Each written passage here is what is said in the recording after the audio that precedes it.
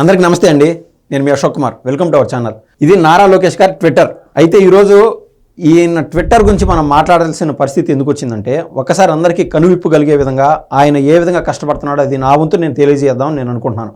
ఆయన ప్రస్తుతం IT minister గాను, విద్యాశాఖ మంత్రి గాను మన రాష్ట్రానికి ఎనలేని సేవ చేస్తా ఉన్నాడు. ఐటీ మినిస్టర్గా అయితే ఆ మధ్య దావోస్కి వెళ్ళి అనేక కంపెనీలతో మాట్లాడి, ఈవెన్ ఆ కాగ్నిజెంట్ కంపెనీతో మాట్లాడి, కాగ్నిజెంట్ చీఫ్ అయినటువంటి CEO అయినటువంటి రవికుమార్ గారిని కూడా మెప్పించి ఆయన కూడా రీట్వీట్ చేయడము, అతి త్వరలో మేము ఆంధ్రప్రదేశ్కి వచ్చి పనిచేయాలనుకుంటున్నాము అని చెప్పి చాలా తృప్తిగా ఆయన కూడా ట్వీట్ రూపంలో అయితే నారా లోకేష్ గారు చెప్పడం జరిగింది. ఈ కోవలో ఎంతసేపు చూసినా కూడా మనం నారా చంద్రబాబు నాయుడు గారు, అదేవిధంగా నారా లోకేష్ గారు అయితే అభివృద్ధి అభివృద్ధి అభివృద్ధి ఈ పదాలు విన్నప్పుడు వైసీపీ వాళ్ళు, ముఖ్యంగా రాజశేఖర రెడ్డి టైం నుంచి కూడా వీళ్ళ విజన్ ఏదైతే ఉంటుందో, మనం ఈరోజు ఏదైనా పెట్టుబడి పెడితే దాని నుంచి ఫలితం అందుతూ ఉండాలి, ఆ ఫలితం పైన సంక్షేమానికి మనం అందించాలనేది వీళ్ళ ఆలోచన. దాన్ని ఎప్పుడు హైజాక్ చేయడము, తద్వారా ప్రజల్లో ఉద్రేకాలు రేకెత్తించడం, వాళ్ళని ఎమోషనల్గా బ్లాక్మెయిల్ చేయడము, మేము బటన్ నొక్కుతున్నాము మీకు అది అందింది, బటన్ నొక్కుతున్నాము మీకు అందింది, ఆ విధంగా చెప్పడము, ఎప్పటికీ జనాల్ని చేతులు చాపి అడుక్కునే పరిస్థితికి అయితే దిగజారడము కేవలం ఆ వైఎస్ఆర్ ఫ్యామిలీకి, జగన్మోహన్ రెడ్డికి మాత్రమే చెందిందని నేనైతే స్పష్టంగా చెప్పదలుచుకుంటున్నాను. కానీ మనం ఈయన ట్విట్టర్ వేదికగా ఒక్కసారి గమనిస్తే ఏమర్థం అవుతుందంటే, రియలీ ఎమోషనల్ నారా లోకేష్ గారు. ఎంత ఎమోషనల్ అంటే మీకు కొన్ని విషయాలు చూపిస్తాను. ఆయన ట్విట్టర్ సాక్షిగా బిల్ గేట్స్తోనూ వాళ్ళని కలిసినప్పుడు దావోస్లో ఉన్న సమయంలో దిగిన ఫొటోస్ అండి ఇవి. బట్ ఎవరైతే, అది వైసీపీ కావచ్చు, టీడీపీ కావచ్చు, లేదా మన కూటమి ప్రభుత్వం కావచ్చు, ఇక్కడ తాత్కాలికంగా అక్కడ ఉన్నటువంటి ఎంఆర్ఓలు, అదేవిధంగా ఎంఈఓలు, విఆర్ఓలు, ఆర్ఐలు ఎవరైనా పని చేయనప్పుడు నారా లోకేష్ గారు ఉన్నారా మాకు, నారా లోకేష్ గారు భరోసా కల్పించగలరు అనే విధంగా నారా లోకేష్ గారు మన రాష్ట్ర జనానికి అత్యంత ధైర్యం ఇస్తున్నాడు అని చెప్పడంలో ఎటువంటి సందేహం లేదు. దానికి ఉదాహరణ ఇది. డియర్ నారా లోకేష్ గారు, I'm Vayalpad Anil Kumar, son of Vailpad Muniraj. We own an original patta land of our village under the survey number of 307 subsection 2, extending to 2 acres 98 cents. Out of this, my grandfather had allotted 50 cents for a house for a long time, not attending survey. ఈయనకున్న ఏదైతే land ఉందో దాన్ని ప్రశాంతంగా ఆయన వంతు వాడుకునే దానికి కూడా అవకాశం లేకుండా దానికి సర్వే చేయలేదంట. దయచేసి ఈ యొక్క మాకు అవకాశం కల్పించండి, మమ్మల్ని గుర్తించండి అని చెప్పి వాయిల్పాడు అనిల్ కుమార్ అనే ఆయన నారా లోకేష్ గారికి ట్వీట్ చేయడం జరిగింది. అందుకు నారా లోకేష్ గారు కూడా ప్రతిస్పందనగా, we will have the revenue officials look in to this issue immediately and resolve the earliest possible. అతి త్వరలో మీరు చెప్పిన ఏదైతే సమస్య ఉన్నదో అది సాల్వ్ చేస్తామని చెప్పినారు. ఇదైతే మరీ దారుణం, నిజంగా అంత బాధాకరమైన విషయం. మీరు చూస్తే అర్థమవుతుంది. నారా లోకేష్ గారికి ట్యాగ్ చేస్తూ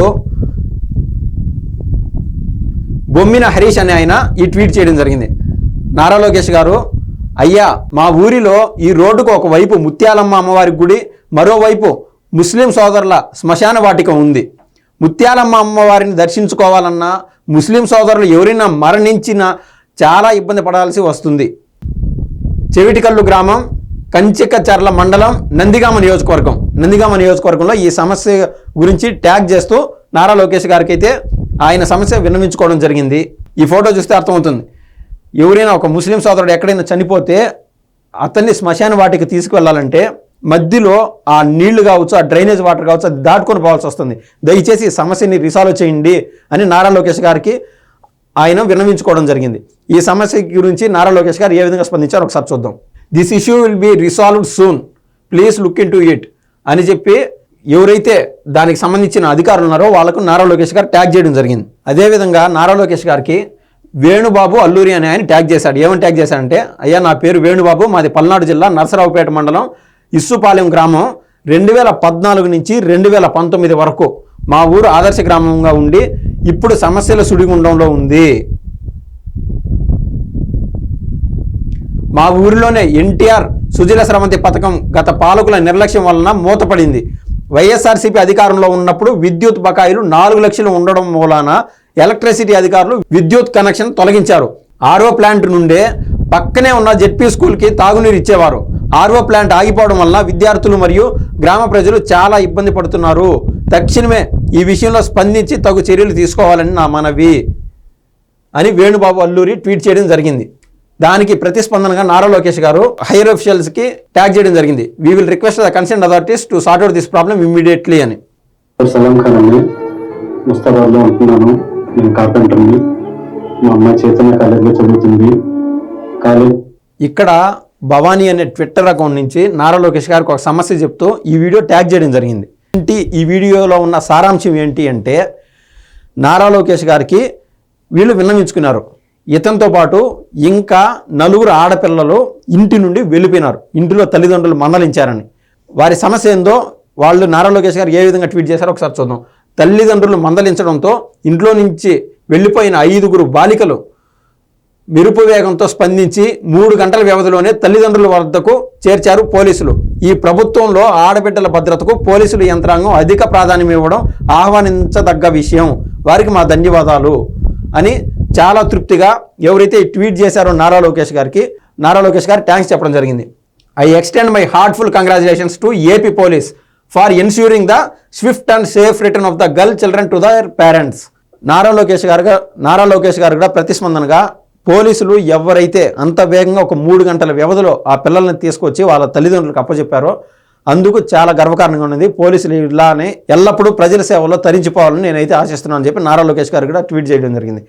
ఎంతసేపు అభివృద్ధి అదేనా అని చెప్పి నారా లోకేష్ గారిని హైజాక్ చేయడం, అనవసరమైన బూతు మాటలు మాట్లాడడం, అతని కుటుంబాన్ని బూతులు ఆపాదించి రకరకాలుగా మాట్లాడడం, ఇది మాత్రమే చూసాం మనం నారా లోకేష్ గారి విషయంలో వైసీపీ వ్యవహరించిన తీరు.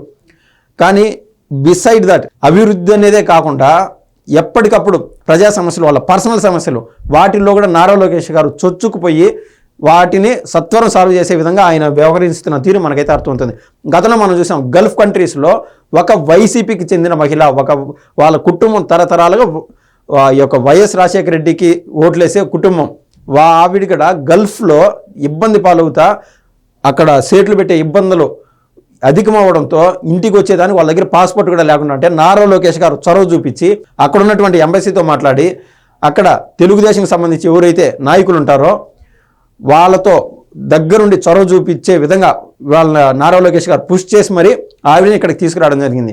నారా లోకేష్ గారు ఎప్పటికీ కూడా గల్ఫ్ బాధితుల విషయంలో ఒక అడుగు ముందే ఉన్నారు. గత 10 ఏళ్లలో చూస్తే మనకు అర్థమవుతుంది. అదేవిధంగా టీడీపీ యొక్క మెంబర్షిప్ డ్రైవ్లో నారా లోకేష్ గారిది ప్రధానమైన పాత్ర. ఎనలేని కష్టం అన్నాడు ఆ విషయానికి. 1 కోటికి పై మంది టీడీపీ సభ్యత్వం నమోదు చేసుకున్నారంటే కేవలం నారా లోకేష్ గారు కృషి. గత 10 ఏళ్లలో ఈ మెంబర్షిప్ ఎవరైతే తీసుకున్నారో వారిలో 10,000 మందికి పైగా చనిపోవడం, ఏదైనా హాస్పిటల్ పాలవడం, యాక్సిడెంట్లో ఇబ్బందులు పడడం జరిగింది.